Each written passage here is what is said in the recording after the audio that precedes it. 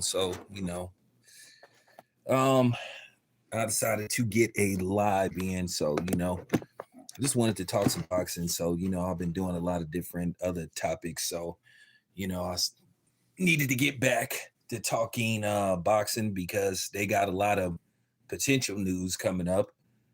Possibly PBC's Amazon inaugural event looked like it may happen at the end of March. Who's going to be featured on the card? Um, we have an idea who it's going to be. More than likely it's going to be Tank, and then basically um, the people overseas, they willing to fork out big money for Tank, and that's been verified. So for the people that was saying that Eddie Hearn and Bill, Bill Haney was lying, now what? Now you had further verification that they are trying to get Tank over there. Now, basically, it's gonna come down to Al Heyman. Is Al Heyman going to on this? Al Heyman going to allow Tank to go over there and fight? Spence screwed up by just fight Terrence Crawford, and he got the living shit being Errol Spence up. And the people that continue to make excuses for Errol Spence and baby him up, and they try to talk like they just, gangstered out and they have all this knowledge of boxing. They just look like straight cornballs. Now, I'm not talking about no specific person, but I mean, like I said before, if you feel that I'm talking to you, you go ahead. You more than welcome to make a response. And if you say my name, I'm gonna respond to you. But y'all know how I get down. I don't give nobody publicity, so that's just how I roll. But Ryan Garcia, dude that insisted, and I got to give you guys some information. That fight was further along than what people are making it out to be. That fight was close to being like signed. I'm talking about everything was pretty much worked out. And all of a sudden, Ryan Garcia, he flip flops and says, "Now I set my sight on Rolly Romero." And then 2 weeks later, he pulls out of the Rolly Romero fight. Just goes to show you that Ryan Garcia doesn't have a clue of what he wants to do. He is just all over the place. Now, once again, he was the one saying that he wants to fight Devin Haney. And then all of a sudden, Devin Haney then decided to say, okay, let's do it. And then all of a sudden, he blindsided him by saying, "Oh, okay, well, I'm gonna fight Rolly Romero," and then he says, "Go sell your 30,000 pay per views fighting Rashidi Ellis." First of all, once again, I'm gonna say this again: nobody knows what Devin Haney did as far as the pay per views go versus Regis program. You guys can assume all you want, but none of you guys know. But for the people that's sitting up here believing the word of some dude who don't really be in touch with boxing like he wants us to believe he does. He doesn't go to fights, doesn't cover fights, doesn't really be doing interviews. All he does is do a lot of tweeting and stuff. Where you got guys like me that's really out there in the field making a phone call. And I'm gonna tell you guys something else. Believe me more when I say that I'm actually talking to people. I'm gonna say this much: the PBC got a lot of leaks. Not gonna say who they is, but a lot of this information that I'm getting, they say that a lot of the numbers were inflated. Some of the pay-per-view numbers, what certain fighters were doing, was inflated drastically. As I said before, if the PBC pay-per-view numbers are what they were getting reported to us and supposedly getting leaked, once again, they still would be with Fox, or they still would have the Showtime deal if they were doing the numbers they wanted us to believe in. Certain fighters were doing the numbers that. So, um, Teofimo is, back acting. He's back at it again. He's active. He's saying stuff. But the thing is, with Teofimo, can you believe everything Teofimo says? Now, I know there's some diehard Teofimo fans, but the thing is, as far as the chain of command go, the triangle go. Of course, by default, you have to put Tank, but Tank has something in his favor. He was built under the Mayweather umbrella. And if you look at what Tank is doing, you can make an argument that he's following the Mayweather, passage, the Mayweather blueprint, you know, fight the others, but stay away from the brothers. And then put out this notion, well, at the end of the day, blacks versus blacks really don't sell. Blacks versus Hispanics is where it's at, or at least somebody with a Hispanic name.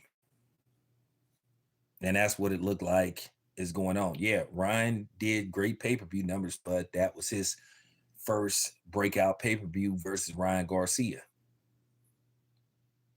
Okay.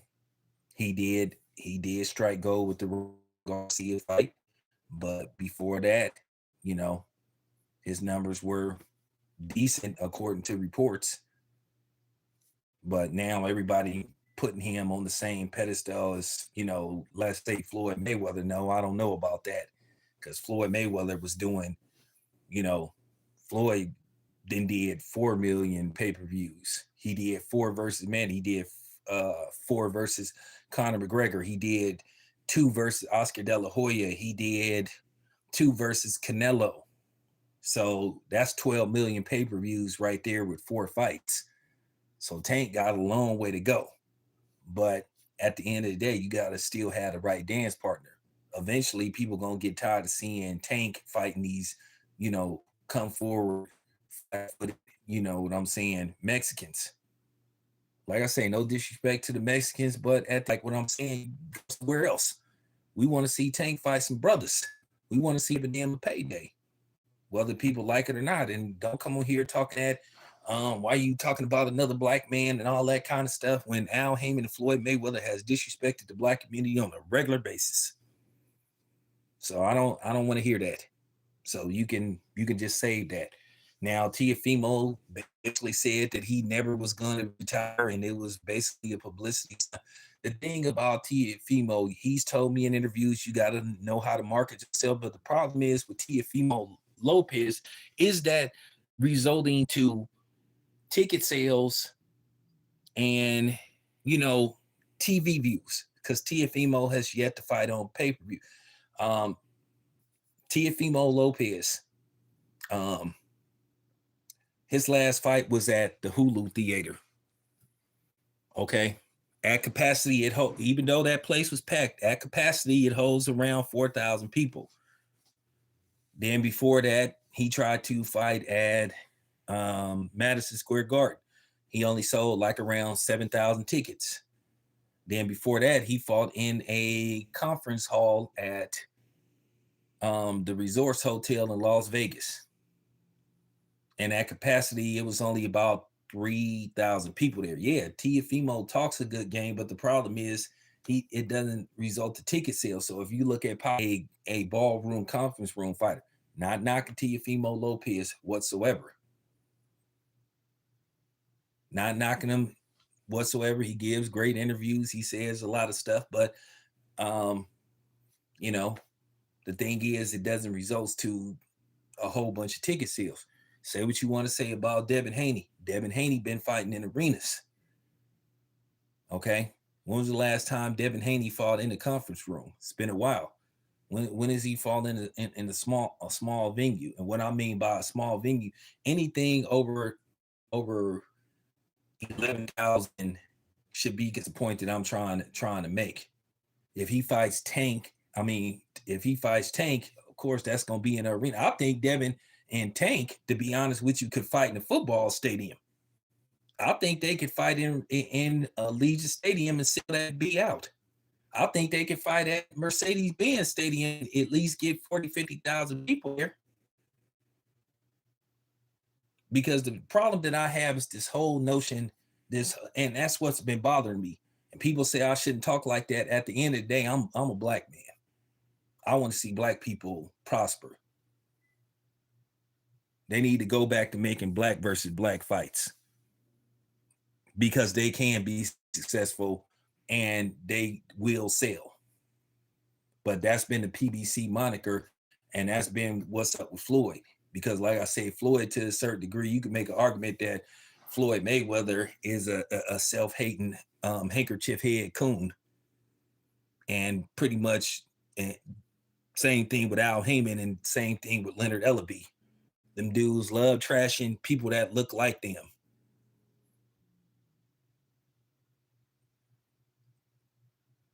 But see, now you got the people, you got that Arab money coming in. Now they didn't verify that they want to eventually make Tank versus Devin sometime later on this year. Maybe at the end of this year. So there you have it. So what's the excuse going to be then? Is Al Heyman going to interfere with that fight?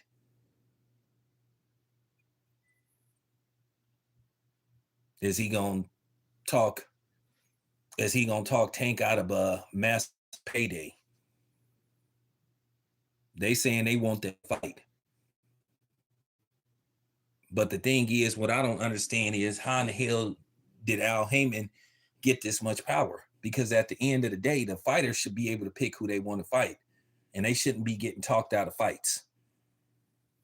And that's what's been going on. Full steam ahead. Full steam ahead to make Ryan Garcia versus Tank. And to be honest with you, it was a fight that nobody really asked for, but Ryan Garcia was talking about belts don't matter. Leonard Ellaby was talking about belts don't matter and all this stuff. But then they say, oh, well, this fight could be for a belt. Now all of a sudden they want to fight for belts. Well, it depends on who has a belt and can they obtain that belt. My thing is with Tank, the inconsistency of Tank. Now, just today, he's sitting up posting footage of him sparring Shawn Porter. And, Shawn Porter is, Shawn Porter pretty much for most of his career, if I'm not mistaken, Shawn may have had one or two fights at junior middleweight, but he pretty much campaigned at 147 most of his career. So my thing is, if you bragging about how you beat, why are you worried about Devin Haney's weight then? If you knocking out heavyweights and super middleweights and cruiserweight, weight is. If you just, what I'm saying, it doesn't make any kind of sense. Trying to have leverage and trying to have control, every advantage that you can have. But my thing is, if Tank is this dude that he say he is and the people say he is, his fans say he is, he shouldn't have no problem worrying about what Devin weighs. Why you wanted to change and do the same day weighing now? So now you supposed to change the rules for Tank just because he say so. Once again, Devin Haney is supposed to be this feather-fisted, pillow fist, can't punch. But why do you want all these stipulations? He's supposed to be easy work. Now, let me talk about Devin Haney in a potential fight with Adrian Broner. Okay, here's my thing. You don't have no problem with Tank fighting a rematch with Isaac Cruz, a fight that we really didn't ask for. Nobody asked for a third Triple G fight. Okay. Who asked him to fight Jamel Charlo? Who asked for that fight? And see, that's where you guys piss me off at with your inconsistency. I mean, stay consistent. If you don't have no problem with Canelo fighting the guys he fights, and by the way, you can, I mean, for real, you could draw a imaginary question mark around quite a few of Canelo's opponent selections. And at the end of the day, Adrian Broner, y'all the one talking about it makes business sense, because one thing about Adrian Broner know how to sell a fight. One thing about Adrian Broner, for the most part, when he was fighting under the PBC banner, he was selling tickets. Adrian Broner could at least get 9,000-10,000 people up in the arena. And then you add the fact that Devin can get 10, 11, 12, 13, 14,000 Well, you put that fight at the State Farm Arena, and then you know how Adrian Broner talks, you know how his corner talks, you know how Bill talks, you know how Devin talks. It's gonna be explosive as long as it don't get too disrespectful. Ain't nothing wrong with trying to promote a fight, but you don't want to get it to the point to where it's kind of classless and it's to the gutter. But Adrian Broner know how to sell a fight, and it makes sense business wise. And then Devin Haney for future negotiation fights, he could say, well, look at what I'm doing. I'm packing them in too. Keep in mind, people always talking about boxing is a business. Well, this is the business of boxing. So therefore, if it do come time to really try to negotiate with Tank and try to make an actual fight, Devin can fare better in negotiations, because it's going to get to the point, okay, well, let's just say Tank's next couple of fights, as far as viewership goes, pay-per-view goes, flops. And let's just say Devin start to climb the ladder. Let's just say he does solid numbers versus Adrian Broner. Okay, when you have a guy that's on the, incline, and then a dude on the decline, well, guess what? If you mix them together, then it could lead to something big. Just depends on how far and how up both of these guys are going. Makes sense, don't it? So yeah, I have no problem with him fighting Adrian Broner. Keep in mind, Adrian Broner has a great resume. 4 division champion. Pretty much fought everybody they put in front of him. Great boxer. Now it's a question about Adrian Broner's work ethic. So yeah, Adrian Broner makes all the sense in the world. Because I'm gonna use the same logic that you used on why Ryan Garcia pulled out of the fight. Oh well, uh, you know, uh, Rolly, that's a more easier fight because of his style, and well, there you have it. Makes financial sense. I mean, at the end of the day, Sandor Martin is a awesome fighter. So is Jack Catterall. Great fighters. But the problem is you all know how this works. Sometimes you can't sell fights on skills alone. Ask Andre Ward. Ask Arthur Beterbiev. Arthur Beterbiev has knocked out 20 people, 20 fights, 20 knockouts. You would think this dude would be fighting in Madison Square Garden. You would think this dude would be fighting in Madison Square Garden, full-fledged arenas on a regular basis. But the problem is with Arthur Beterbiev, when he gets through fighting, he disappears. Problem. So it has to make business sense as well. I hate the politics and the politrick. Now, Devin versus Tank, that's a fight. Those is there. The hype for it is there. It can sell. It doesn't have to take. It's there. Shakur Stevenson. The problem with Shakur Stevenson is his last performance that hurt him tremendously. And Shakur Stevenson, he gotta come to grips with it, and he just gotta live with it. Like I said before, I done talked to Shakur Stevenson several times. Shakur Stevenson listens to my channel occasionally. I like Shakur Stevenson a lot. I know sometimes he says some stuff and he comes across as being fake or disingenuous, but Shakur Stevenson behind the scenes, when the camera is off, he is a solid dude. Now I do think he shouldn't always wear his emotions on his sleeves and stuff. He shouldn't always, when somebody say something and critique him, he start lashing out and saying fuck you and y'all don't know shit about boxing and all that kind of stuff, because that's not a good look for him. Not a good look at all. Hopefully he comes to the fight. In a few weeks. We like 3 weeks out. Yeah, we pretty much 3 weeks out from the event that's going to be going down, Super Bowl week. And once again, ticket sales is going to be a key factor to this too. Once again, attendance. How many people buy tickets for this upcoming Teofimo fight, which is going to take place at the Michelob Ultra Arena? Smaller venue, At capacity, it holds 12, 13,000 people, but that still is considered what you would call pretty much a full-fledged arena. Smaller, but full-fledged arena. Anything over 10,000 is considered like a full-fledged arena for the most part. So there you have it. So a lot is going to be riding on far. Yeah, he had a great victory. He had a great victory towards Josh Taylor.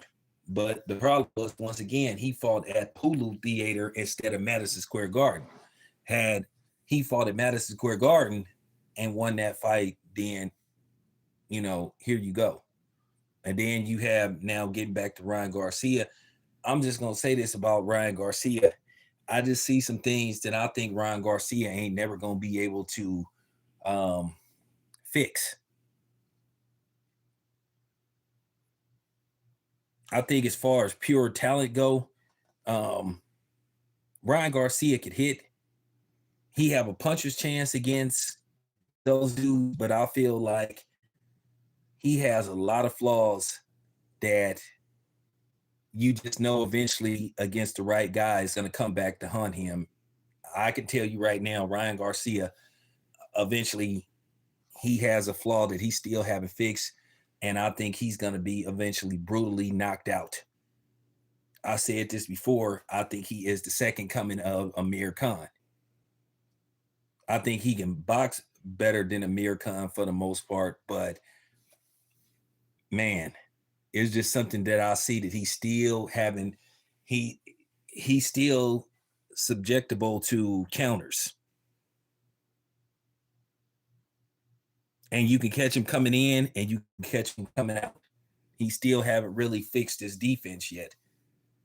So you'll see it come back to hunt him eventually in one of these fights, whether it's versus Tank in a rematch, whether it's against Teofimo if it gets to it.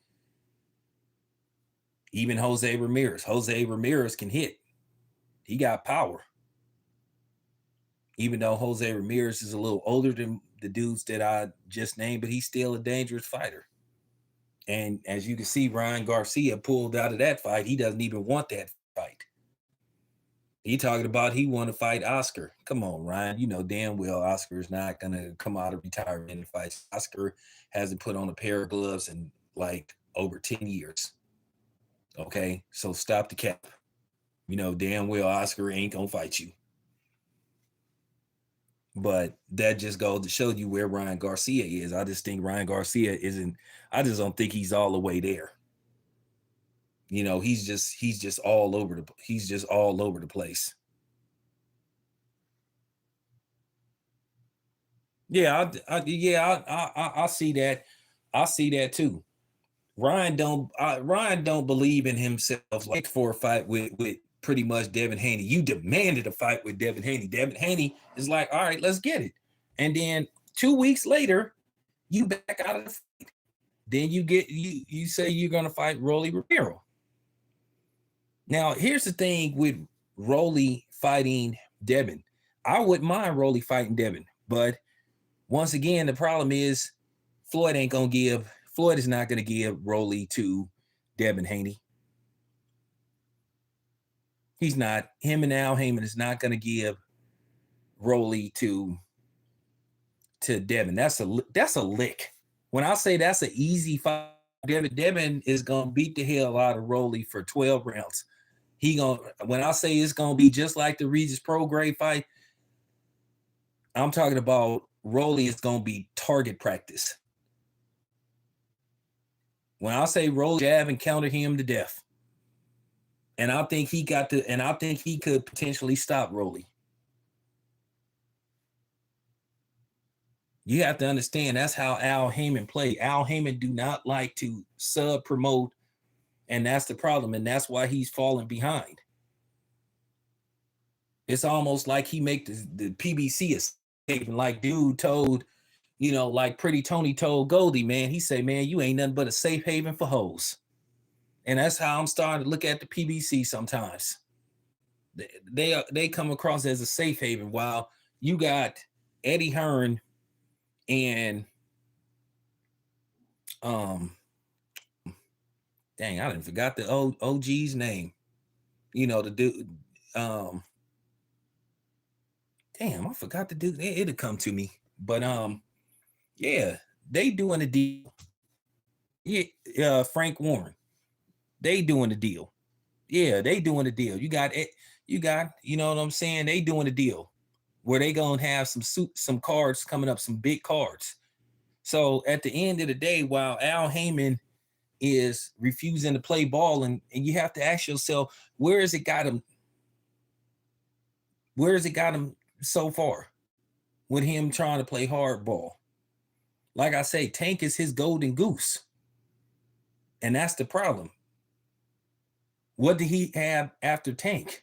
And that's why he's hesitant to, basically put Tank in, in another cross promotional fight. But still at the same time, eventually what's going to happen if people just say, hey, you know what? We tired of Tank fighting these come forward, flat footed, you know what I'm saying? Defensively challenged Mexicans.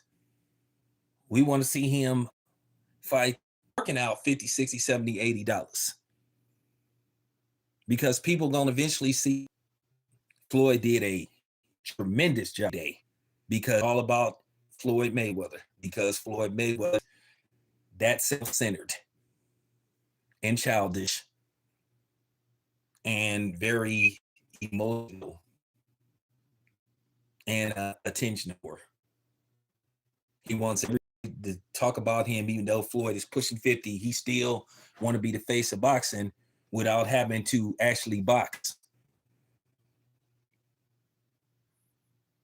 You see what he did with Ryan Garcia. I don't know. He took him shopping and talked him out of the Devin Haney fight. Now, that's kind of funny. Now, I wonder how Floyd feel now. Since it appears to me that he got played by Ryan Garcia. So if you think about it, Ryan pulled the wool over Floyd. And you know what? I don't care. I could care less. I'm glad. So while that's karma for you guys, Floyd tried to play Devin Haney. He interfered in something that didn't have nothing to do with him. He wanted to get involved in something that didn't have nothing to do with him, because he don't promote Ryan Garcia. And now look what happened.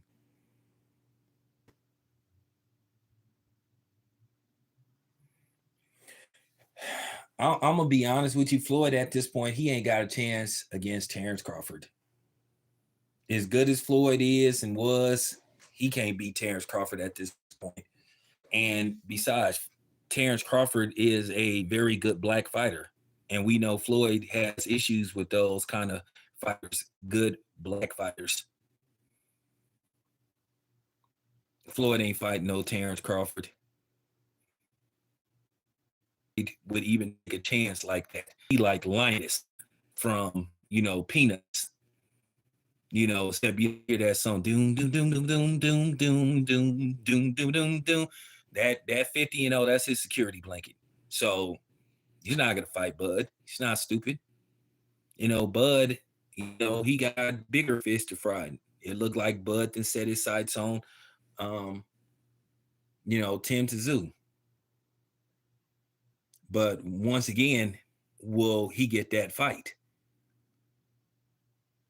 Look, I'm gonna say this again. The Errol Spence fanboys and apologists, they need to just seek help, because that's basically what they need. They need to go lay on that couch. They're still in denial about what happened. And once again, let's just keep it a buck. At this point, Errol Spence, Terrence Crawford 2 has no value.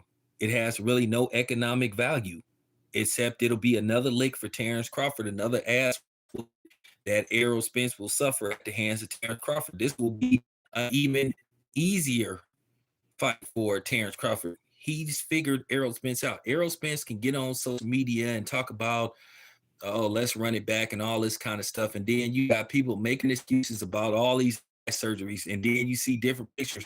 1 minute, Errol Spence got an eye patch on it. 1 minute, Errol Spence got a shout out, man.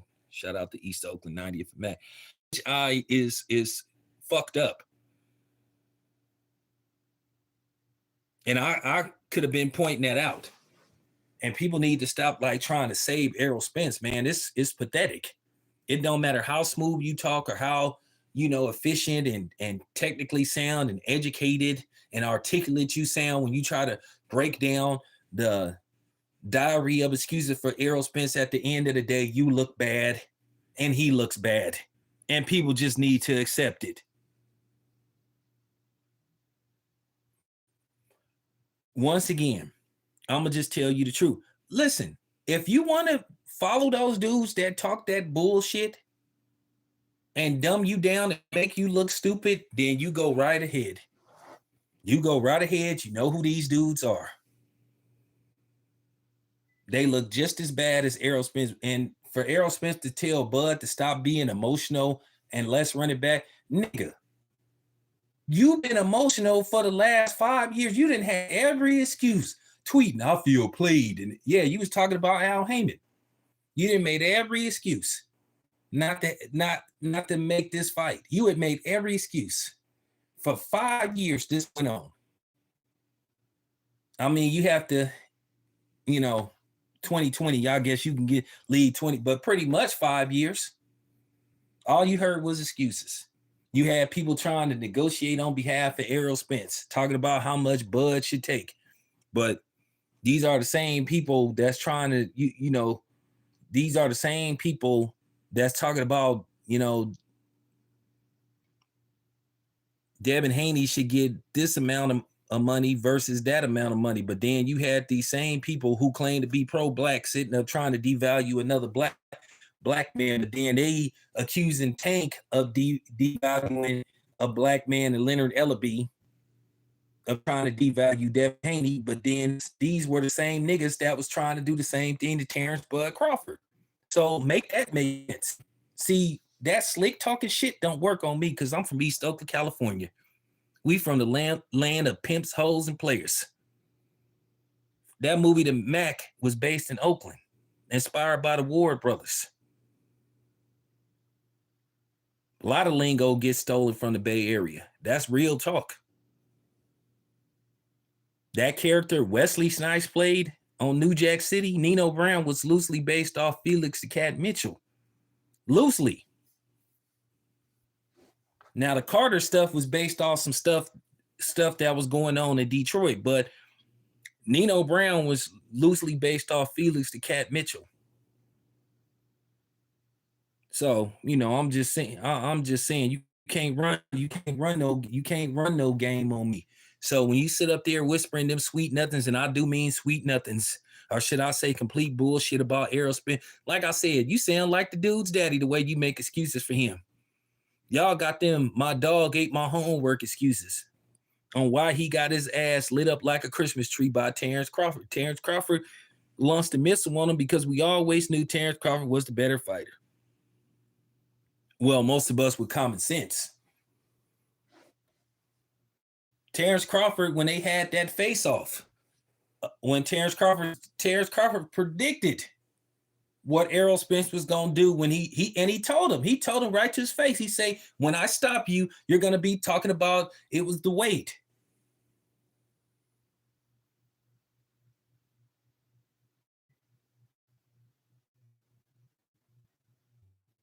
But he done made way more excuses. He didn't holler about, first it was the weight. Then he accused Terrence Crawford of, should I say the fanboys accused Terrence Crawford of being on PD.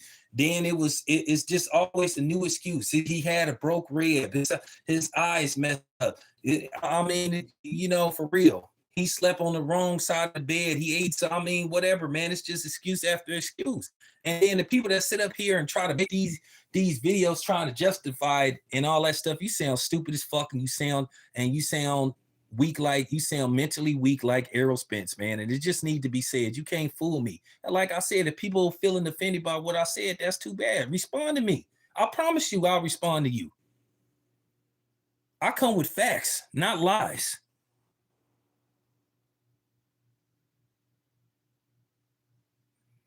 Well, my thing is, if Tank is knocking out all these people, if he beating up Sean Porter, he beating up light heavyweights, like, why are you worried about pillow fisted Devin Haney? Do that make any kind of sense? Make that make sense.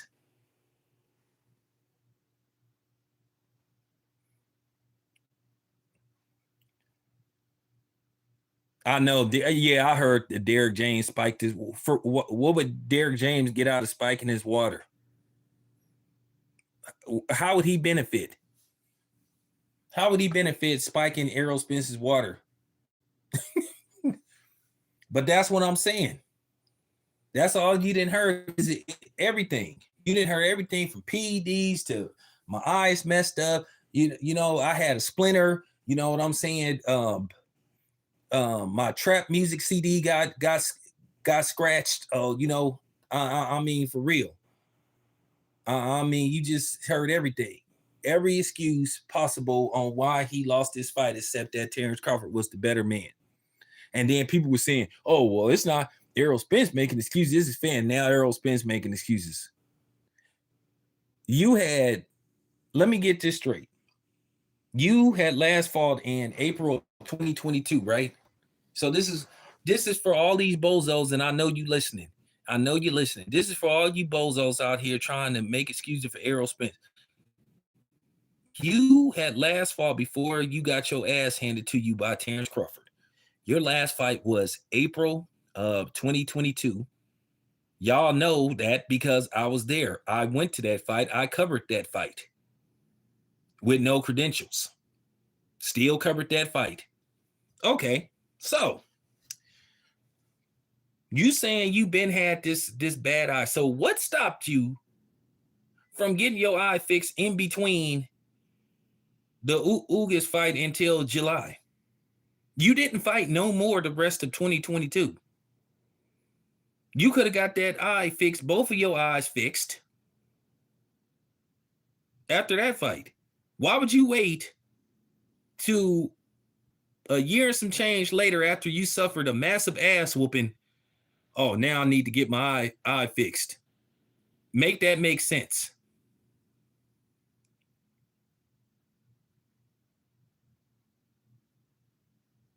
And as far as x-rays go, anybody can get phony x-rays. You already know Manny Pacquiao specialized in that and said that he had a torn rotator cuff.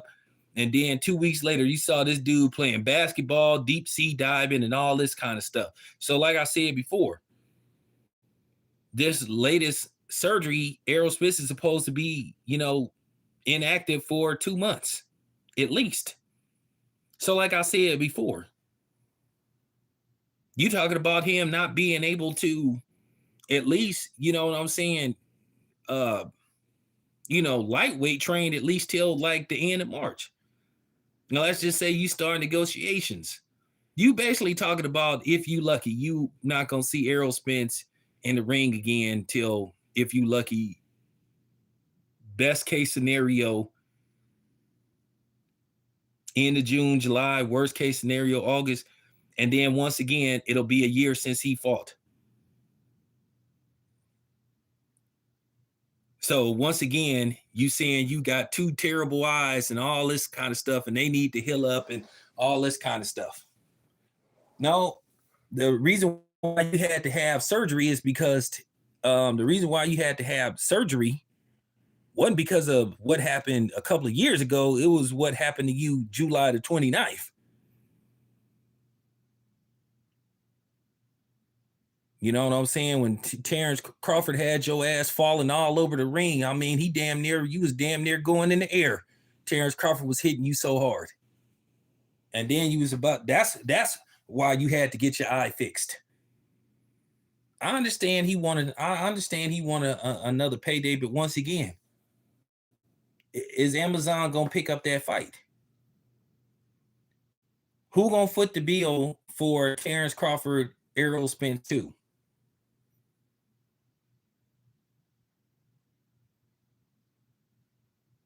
What is the trajectory for that? What type of numbers that fight gonna do? That fight ain't gonna do better than the first one. The first one did 800,000. The second fight, at best, the second fight may only do 400,000, 300,000. You'll be generous to say that it might do 500,000. And then it's not like the Errol Spence fanboys. You know, he's supposed to have these legion of fans. He's supposed to have fans all around the world, but the fight did 800,000. Didn't even touch a mil in pay-per-views, which further led to Showtime to say, "Nah, we good. Y'all got to get y'all asses out of here."